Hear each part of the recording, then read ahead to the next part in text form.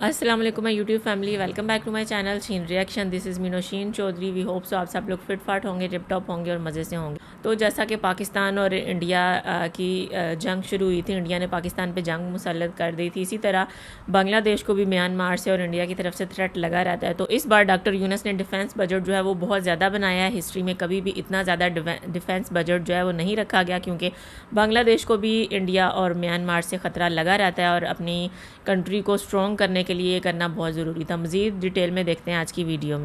বাংলাদেশের সামরিক ইতিহাসে 2025-26 অর্থ বছর হতে যাচ্ছে এক মোড় ঘোরানো অধ্যায়। এবছর প্রতিরক্ষা বাজেট এতটাই বাড়ানো হচ্ছে যা অতীতের সব রেকর্ড ভেঙে দিতে চলেছে।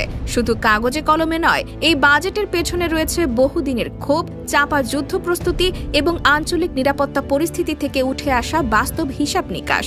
এই বাজেটের মাধ্যমে বাংলাদেশ সরকার খুব স্পষ্টভাবে জানিয়ে দিচ্ছে, দেশের নিরাপত্তা আর কাউকে ভরসা করে নয়, নিজের শক্তিতে নিশ্চিত করা হবে। সেনা প্রধান জেনারেল ওয়াকারুজ্জামান ফেব্রুয়ারির শেষ দিকে কৌশলগত নিরাপত্তা সম্মেলনে এক বক্তব্যে বলেন, বাংলাদেশের বর্তমান প্রতিরক্ষা বাজেট প্রয়োজনের তুলনায় অনেক কম, এত কম যে তিন বাহিনীর কোনো শাখাই তার পূর্ণাঙ্গ সক্ষমতা ব্যবহার করতে পারছে না। নতুন অর্থ বছরে সেই ঘাটতি পূরণের লক্ষ্যে সরকার রেকর্ড পরিমাণ বরাদ্দ দিতে যাচ্ছে প্রতিরক্ষা খাতে।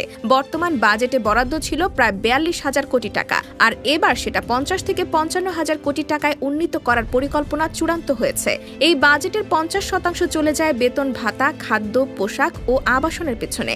এরপরে জ্বালানি, যানবাহন ও অস্ত্র রক্ষণাবেক্ষণে ব্যয় হয় আরও 20%। সামরিক অবকাঠামো নির্মাণে যায় 10%। ফলে আধুনিক সমরাস্ত্র কেনার জন্য প্রকৃত অর্থ হাতে থাকে মাত্র 20% বা সর্বোচ্চ 8,000 থেকে 10,000 কোটি টাকা। এই অর্থ দিয়ে আধুনিক ডিফেন্স সিস্টেম, যুদ্ধ বিমান, সাবমেরিন, ক্ষেপণাস্ত্র বা যুদ্ধ জাহাজ কেনা এক কথায় অসম্ভব। এই সীমাবদ্ধতা কাটাতেই এবার সরকার চাইছে নতুন রুটিনে বাজেট বাস্তবায়ন করতে, যেখানে শুধু জাতীয় রাজস্বের উপর নির্ভর করে না থেকে প্রতিরক্ষা বাজেটের কিছু অংশ বিদেশি ঋণ, সহযোগিতা ও প্রযুক্তি বিনিময়ের মাধ্যমে পরিচালনা করা হবে।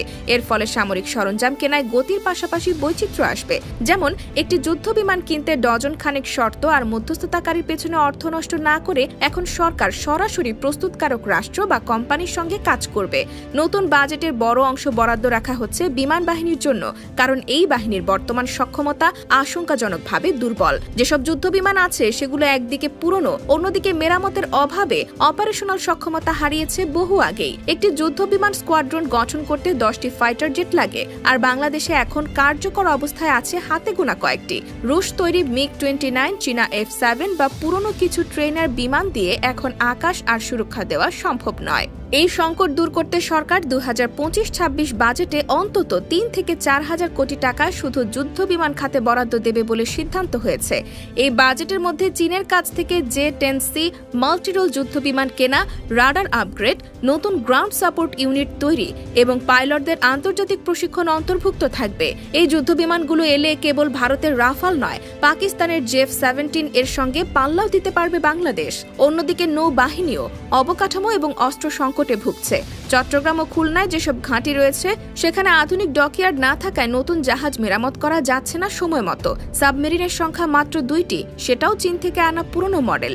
এবার পরিকল্পনায় রয়েছে আরও 6টি নতুন সাবমেরিন কেনার সিদ্ধান্ত, যার খরচ $2 বিলিয়ন কাছাকাছি।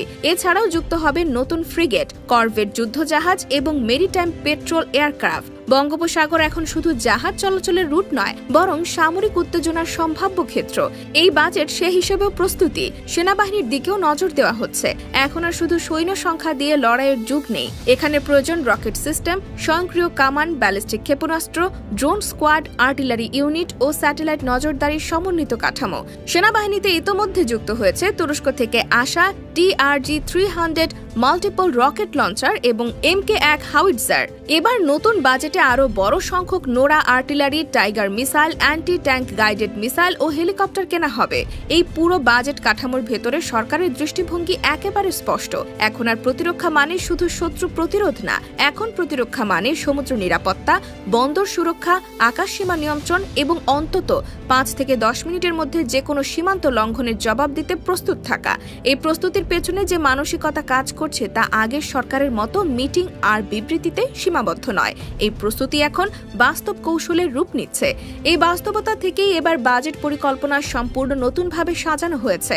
পরবর্তী 5 বছরের জন্য একটি আলাদা সামরিক ব্যয় কাঠামো গঠন করা হচ্ছে, যাতে প্রতি বছর অন্তত $1.5 বিলিয়ন সমরাস্ত্র কেনার জন্য প্রস্তুত রাখা হয়। এই অর্থ সরকারি বাজেটের বাইরে থেকে আসবে, বিভিন্ন আন্তর্জাতিক সামরিক চুক্তি, ডিফেন্স ক্রেডিট ও যৌথ প্রযুক্তি উৎপাদন থেকে। এই পরিবর্তনটা এত দ্রুত ও দৃঢ়ভাবে আসছে যে প্রতিবেশী রাষ্ট্রগুলোও এখন বিষয়টি গুরুত্বের সঙ্গে দেখছে। বিশেষ করে ভারত, যারা একসময় বাংলাদেশকে সামরিকভাবে তুচ্ছ ভাবত, এখন তারা বাংলাদেশের এই উত্তরণকে দক্ষিণ এশিয়ার নতুন শক্তির উত্থান হিসেবে বিবেচনা করছে। 2025-26 অর্থ বছরের সামরিক বাজেট বাংলাদেশকে শুধু বড় বাজেটধারী দেশ নয়, বরং একটি কৌশলগত খেলোয়াড়ে রূপান্তরিত করছে। এই বাজেটের বাস্তবায়ন এখন আর কল্পনা নয়, বরং ধাপে ধাপে শুরু হয়ে গেছে প্রস্তুতি। একদিকে নতুন সমরাস্ত্র চুক্তি, অন্যদিকে অভ্যন্তরীণ অবকাঠামো প্রস্তুতি, আবার তৃতীয় দিকে আন্তর্জাতিক কূটনৈতিক সংলাপ। সব মিলিয়ে এক নতুন নিরাপত্তা কাঠামোর রূপরেখা তৈরি হচ্ছে। বাজেট বাড়ানোর ঘোষণার পর থেকেই প্রতিরক্ষা দপ্তর 3 বাহিনীর মধ্যে পৃথকভাবে প্রকল্প তালিকা চূড়ান্ত করেছে। বিমান বাহিনী J-10C যুদ্ধ বিমানকে অগ্রাধিকার দিয়েছে। এই বিমান ইতোমধ্যে চীন ও পাকিস্তানের যৌথ ব্যবহারে রয়েছে এবং একাধিক আন্তর্জাতিক সংঘাতে নিজেকে কার্যকর প্রমাণ করেছে। 2026 সালের মধ্যে প্রথম ব্যাচ আনার পরিকল্পনা নিয়ে আলোচনা চলছে। চীন এই যুদ্ধ বিমানের সাথে এভিওনিক্স, রাডার সিস্টেম এবং অ্যামুনিশন সরবরাহ একমত হয়েছে। এছাড়া বিমান বাহিনীর জন্য নতুন long range surface two air missile কেনার বিষয়ে রাশিয়া এবং সাইপ্রাসের সাথে যোগাযোগ করা হচ্ছে। নৌবাহিনীর অগ্রাধিকার তালিকায় আছে submarine, corvette, maritime patrol aircraft এবং হেলিকপ্টার স্কোয়াড। 6টি সাবমেরিনের জন্য দক্ষিণ কোরিয়া, ফ্রান্স ও চীনের সঙ্গে আলোচনা চলছে। এর মধ্যে দক্ষিণ কোরিয়ার ডিজেল ইলেকট্রিক সাবমেরিন বেশি এগিয়ে আছে। বাংলাদেশ চাইছে এমন সাবমেরিন যেটি বঙ্গোপসাগরের গভীর জলে দীর্ঘক্ষণ থেকে নজরদারি ও আক্রমণ চালাতে সক্ষম। এই সাবমেরিনগুলোর খরচ হবে প্রায় $2 বিলিয়ন। করভেট ও ফ্রিগেট যুদ্ধজাহাজের ক্ষেত্রে ইতালির ফিনকায়েন্তেরি এবং তুরস্কের FTC কোম্পানির সঙ্গে আলোচনা চলছে। যুদ্ধজাহাজগুলোর সঙ্গে থাকবে হেলিকপ্টার ডেক, ড্রোন লঞ্চিং ব্যবস্থা এবং এয়ার ডিফেন্স মিসাইল। সেনাবাহিনীর জন্য পরিকল্পনা রয়েছে স্বয়ংক্রিয় কামান, multi rocket launcher system, short range ballistic missile, armed vehicle, হালকা ট্যাঙ্ক এবং ড্রোন কমান্ড ইউনিট। সেনাবাহিনী ইতোমধ্যে তুরস্কের TRG-300 লঞ্চার এবং MK-1 হাউইটজার পেয়েছে। এবার নতুন বাজেটে আরও 2টি আর্টিলারি রেজিমেন্ট ও একটি রকেট ব্যাটালিয়ন গঠন করা হবে। সাজোয়া যান কেনার বিষয়ে তুরস্কের আলতাই এবং ইন্দোনেশিয়ার হারিমাউ ট্যাঙ্কের সাথে আলোচনা হচ্ছে। এই যানগুলো দেশের ভৌগোলিক বৈচিত্র্যের সঙ্গে খাপ খায়, তাই এগুলোর পারফরমেন্স হবে বাস্তবসম্মত।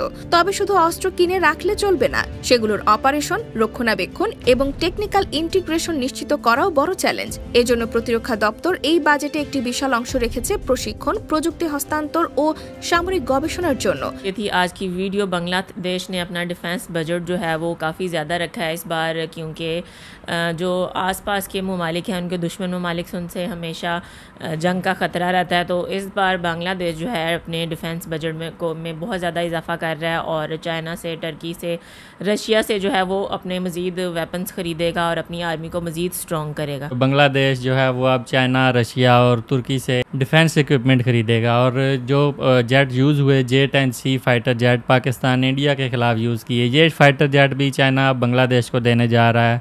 तो बांग्लादेश जो है उसको एक तरफ म्यांमार से ख़तरा है, दूसरी तरफ भारत से ख़तरा है। इसीलिए बांग्लादेश जो है डॉक्टर यूनुस की सरकार वो डिफेंस पे बहुत ज़्यादा बजट इंक्रीज़ कर रहे हैं। इसमें मिसाइल्स हैं, सबमरीन्स हैं, फाइटर जेट्स हैं, टैंक्स हैं। तो बांग्लादेश अपनी आर्मी को बहुत ज़्यादा स्ट्रॉन्ग कर रहा है और फ्यूचर के अंदर इंडिया बांग्लादेश पे कब्ज़ा करने की कोशिश कर सकता है। यही वजह है कि बांग्लादेश ने अभी से तैयारी शुरू कर दी है और पाकिस्तान और इंडिया की जंग को देख के बांग्लादेश और ज़्यादा मोहतात हो गया है और चाइना जो है बांग्लादेश की हेल्प कर रहा है। उम्मीद करते हैं बांग्लादेश बहुत जल्द अपनी आर्मी को इंडिया के मुकाबले में बहुत ज़्यादा स्ट्रॉन्ग कर लेगा और इंडिया किसी सूरत भी बांग्लादेश की तरफ आंख उठा के नहीं देख सकेगा। तो ज़रूर बताइएगा वीडियो कैसी लगी। वीडियो अच्छी लगी हो तो वीडियो को लाइक कर दें, चैनल पर हो तो चैनल को सब्सक्राइब कर दें और बेल आइकन को हल्का सा प्रेस कर दें। मिलते हैं नेक्स्ट वीडियो में। Till then stay healthy, stay wealthy, stay awesome. अल्लाह हाफिज़।